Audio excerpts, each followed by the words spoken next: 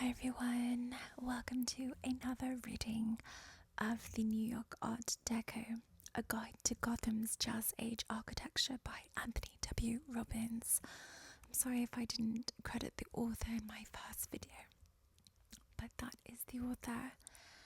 And I never read the back. I always like to read the backs of books. Obviously, I think everyone does, but I didn't actually read the back last time, so I'm going to read it for you right now. So get comfy, get into bed, and I'm going to be reading a few pages from this again tonight.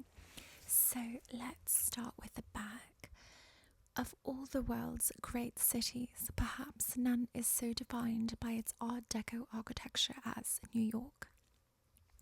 Lively and informative, New York Art Deco leads readers step by step past the monuments of the 1920s and 30s that recast New York as the world's modern metropolis.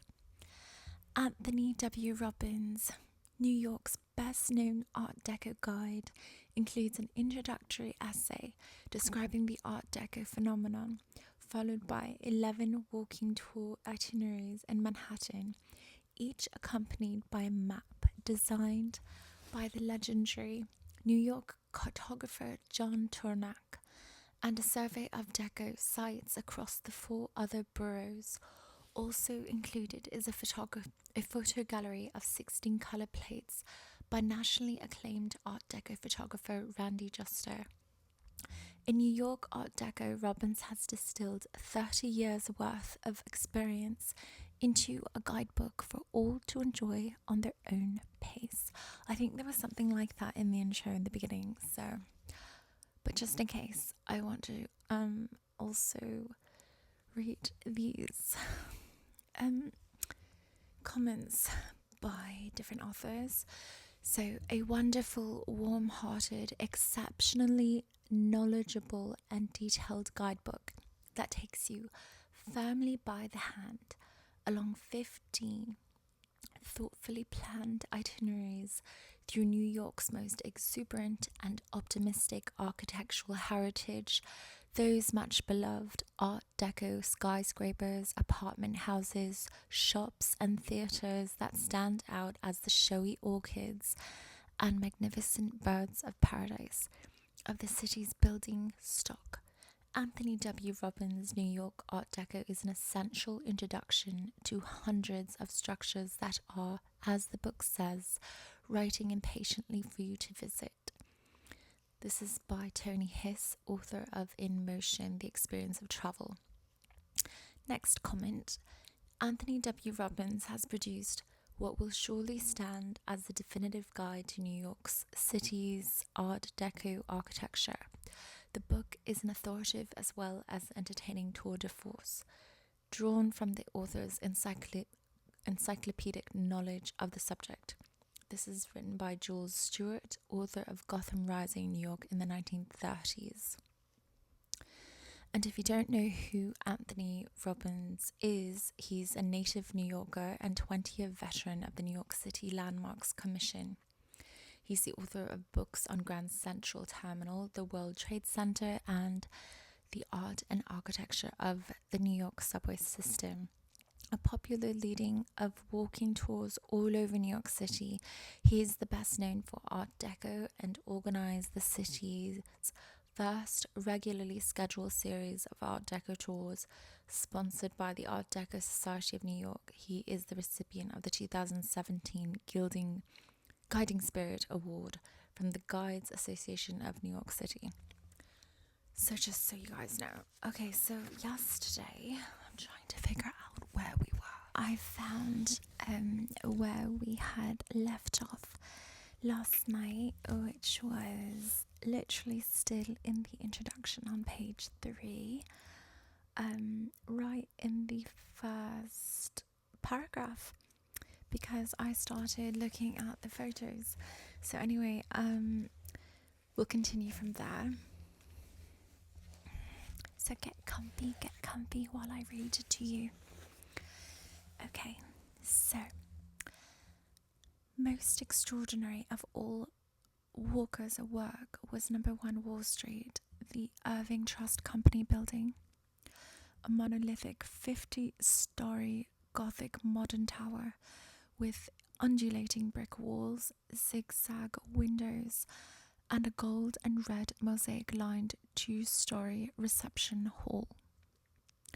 Van Allen once called the Ziegfeld of his profession, produced only one major Art Deco monument before moving on to other pursuits, but it proved to be the best known of them all, which is the Chrysler Building. While Florence Ziegfeld, the great showman, dazzled audiences on West 42nd Street with his follies, over on East 42nd, Van Allen dazzled the world with the first skyscraper to rise above the 1,000-foot mark set by the Eiffel Tower. From setbacks marked by giant metal replicas of winged Chrysler hood ornaments, Van Allen's tower rose to a brilliantly shiny tapering steel crown and spire visible for miles around. Kahn, perhaps least familiar of the four, is best known for his high-profile office building at 2 Park Avenue, one of the city's earliest Art Deco skyscrapers with its speckled, multicolored terracotta facade, and for several idiosyncratic lobby designs like the Film Center building, which draw on a strong decorative arts aesthetic. Yet Kahn was by far the most prolific of the original group, producing dozens of loft buildings for the garment industry, the printing trade, and manufacturing businesses throughout downtown and midtown Manhattan. Hood and Walker developed the style. Van Allen created its best-known icon, but Kahn filled up Manhattan's business precincts with solid, serviceable, workaday products. Older established firms soon found their way to the new modernistic styles. Schultz and Weaver, designers of such elegant Beaux Arts classic-inspired Fifth Avenue hotels as the Pierre and the Sherry Netherland, turned to Art Deco for the new Waldorf Astoria. Walker and Gillette, no relation to Ralph Walker, known for houses and estates in a variety of traditional styles, Tudor Revival, Mission Revival, Neo-Georgian, Neo-Federal, produced the geometric Fuller Building, Cross and Cross, authors of sober, academically styled office buildings, turned out the wildly exuberant General Electric Tower.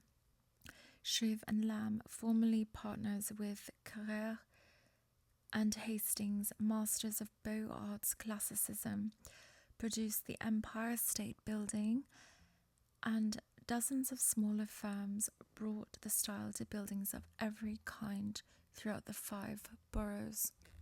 The Art Deco look.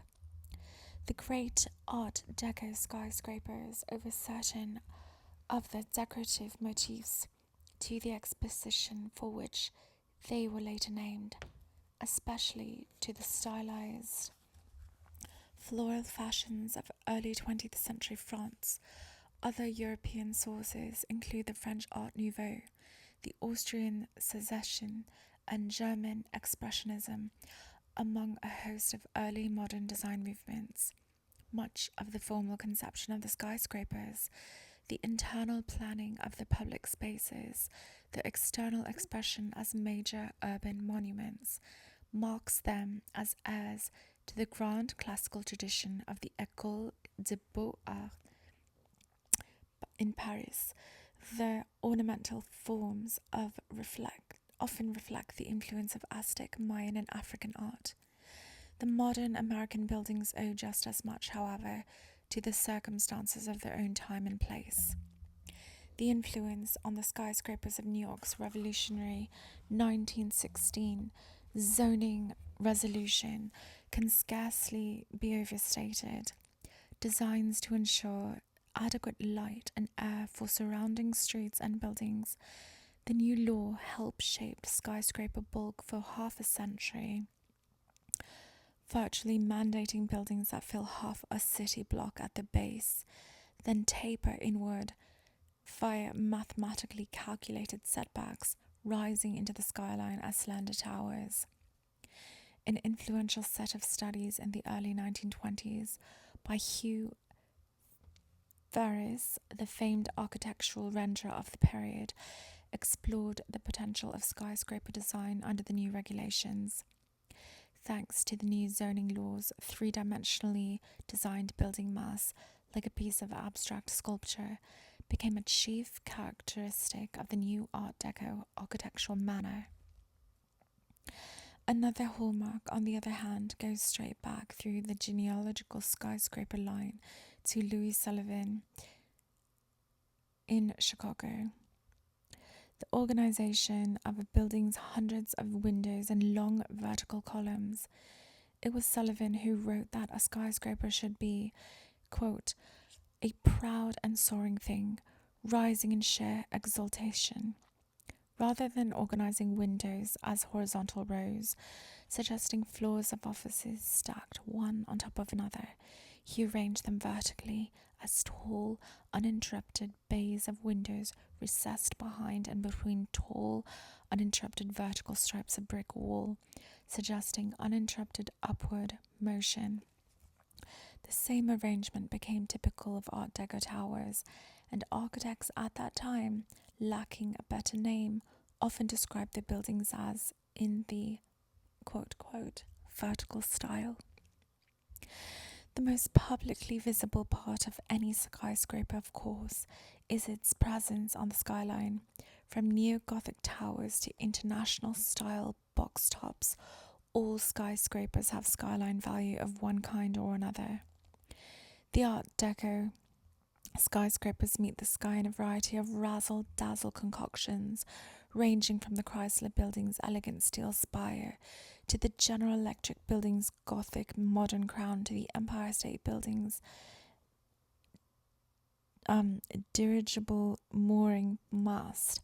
Perhaps most telling of all is the disingenuously flat top of the Daily News building. Raymond Hood later wrote that he decided to let the building simply stop when it reached its top. In fact, however, he did no such thing. He continued the walls of the facade many feet higher than the building's roof to hide such ugly utilities as elevator shafts and water towers.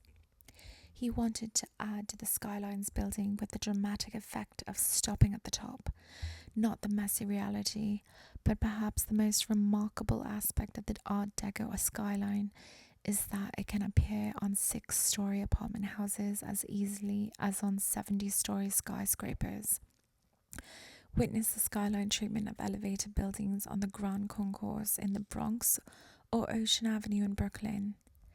Standard Art Deco ornament simply helps identify the buildings from the period. Zigzags, stylized floral patterns, striking geometries, and later streamlined curves and speed lines. But perhaps more telling than the molds from which the forms are cut are the materials and color. The Art Deco period saw the development and use of such modern synthetic materials as vitrolite and bakelite for decorative use. For buildings, a major new material proved to be Nerosta, a rust-proof nickel-chrome steel alloy that allowed the use of metal on the exterior of skyscrapers, most extravagantly on the tower and spire of the Chrysler Building.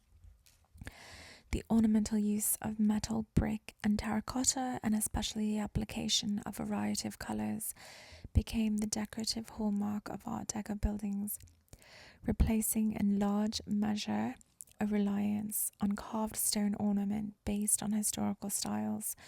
Hood's American Radiator building is black and gold. Oh, my favorite combination. His Daily News building relies almost entirely on His Daily News building relies almost entirely on the contrast between red and white brick for its decorative effects, including red and white brick spandrels set between the windows. The few metal zigzags at the building's base hardly matter at all. The Art of Advertising. An architectural critic writing about the Daily News building in 1930 shrewdly observed that Hood had come to understand architecture as a variant of advertising art. And indeed, the great Art Deco skyscrapers are nothing if not giant advertisements for the clients. Exotic grand entrances, dramatic vertical towers, and long tapering spires made for buildings that could hardly help becoming corporate symbols. But the architects went further, incorporating corporate imagery into the building's ornamental schemes, especially at main entrances and inside grand lobbies to the Chrysler building's winged radiator caps. Van Allen added brick tracery suggesting Chrysler's tires, hubcaps, and running board, and in the lobby a ceiling mural showing the building's very construction, but also suggesting the history of transportation, which culminated, of course, in the Chrysler automobile. The elevator doors at Walker in Gillette's further building, headquarters of the Fuller Construction Company, sport metal images of men at work building the metropolis of the future, while mosaic portraits of major Fuller projects are set into the floor.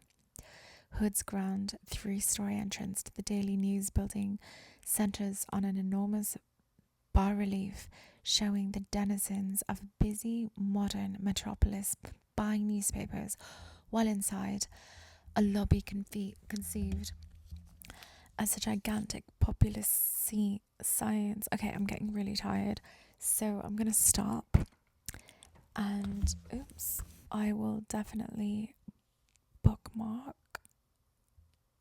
where we were. We will bookmark, and we will carry on tomorrow night. If you enjoy this series, can I bookmark properly? It'd be really nice if I could actually bookmark properly. Oh, here we go. Okay. So if you guys enjoyed this reading tonight, please join me again tomorrow because we will be continuing. I want to get through this whole book. So good night, everyone, and sleep well. Till tomorrow.